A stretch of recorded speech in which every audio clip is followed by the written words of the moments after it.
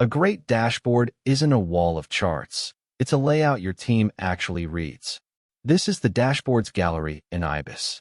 Every tile here is a live, filterable view assembled from saved charts.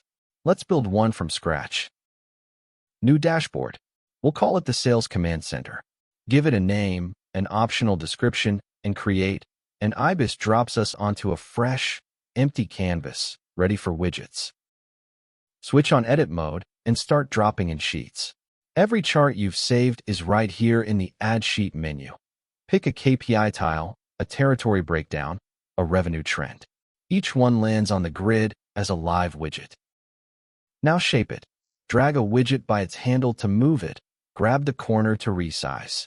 IBIS snaps everything to a 12-column grid, so tiles line up cleanly.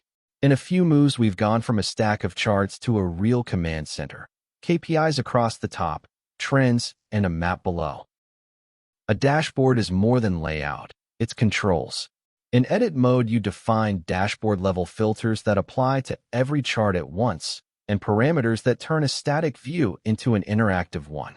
Add a territory filter here, and it flows to every widget on the board. And it's all connected. Click a territory in one chart and IBIS cross-filters the entire dashboard. Every widget re-queries independently against that selection in its own query at the same time. That's drill down and linked filtering with zero configuration. That's a dashboard your team will actually use. Drag and drop layout, resizable widgets, board-level filters and parameters, and click to drill that ties every chart together. Refresh keeps it live. Next time, we turn a dashboard into a guided, narrated story. Subscribe to follow the series.